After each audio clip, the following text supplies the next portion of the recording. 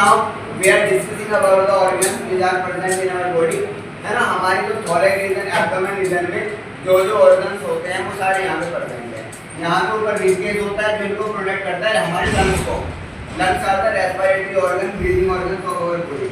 So now this is these are lungs, heart, liver, stomach, large intestine and small intestine. So अभी हम बात करते हैं कि ह्यूमंस के अंदर डाइजेशन कैसे होता है।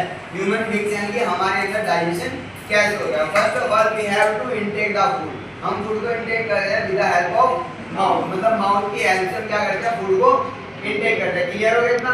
माउथ के अंदर क्या होता है, teeth, tongue and salivary glands. क्या होते हैं, teeth, tongue and salivary glands. Clear हो गया।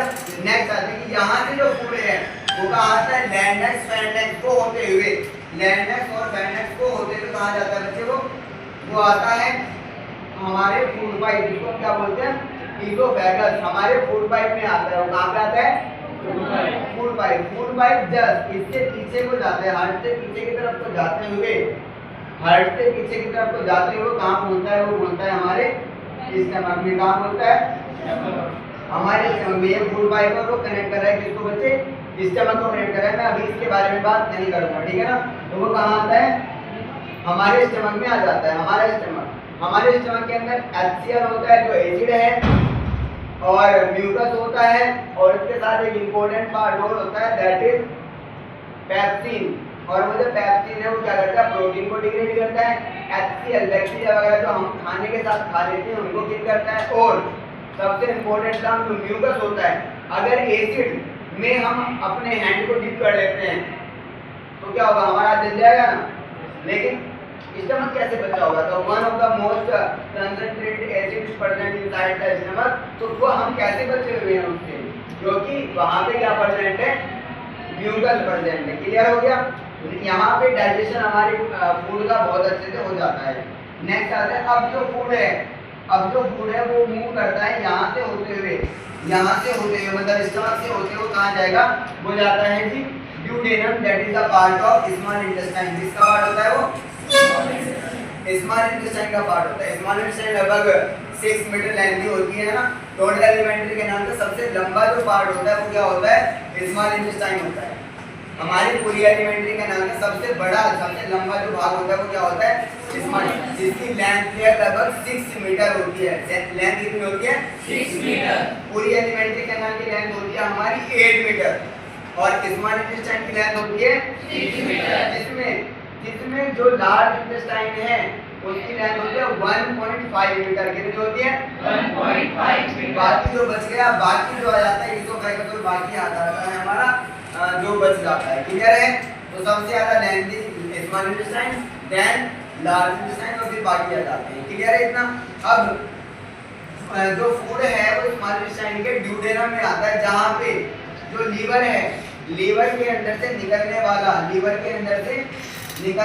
जूस, जिसको क्या बोलते हैं हम, बाइल जूस बोलते हैं। क्या बोलते हैं, बाइल जूस, जो इकट्ठा होता है गॉल ब्लैडर के अंदर। कहाँ इकट्ठा होता है, गॉल ब्लैडर के अंदर। और हेपेटिक डक्ट के थ्रू वो मिलता है किसके अंदर, जो ड्यूडेनम होता है। कहाँ मिलता है वो, ड्यूडेनम में मिलता है। उसके बाद जो यहाँ पे आपको दिखाई दे रहा है, ये जो आपको दिखाई दे रहा है इसको बोलते हैं पैनक्रियाज। क्या बोलते हैं, पैनक्रियाज एक हेटेरोग्लाइडिक ग्लैंड है जिसके अंदर से हार्मोन भी निकलता है और एंजाइम भी निकलता है।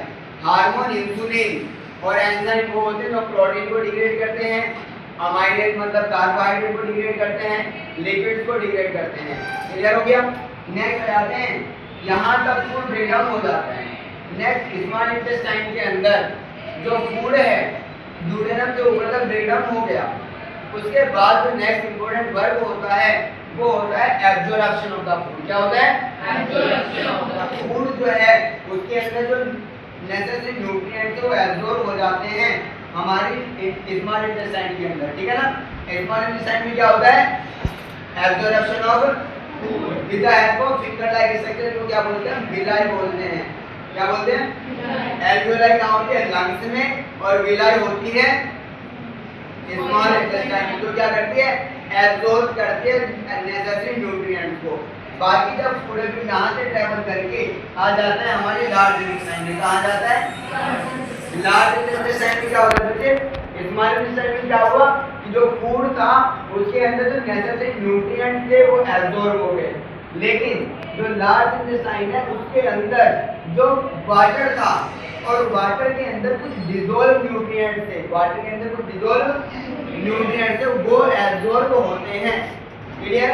उसके बाद फिर रेक्टम और एनस के थ्रू वो जो फूड है, जो अनडाइजेस्टेड फूड है हमारी बॉडी से बाहर आ जाता है, तो जब बॉडी से बाहर आता है उस प्रोसेस को क्या बोलते हैं, डाइजेशन बोलते हैं।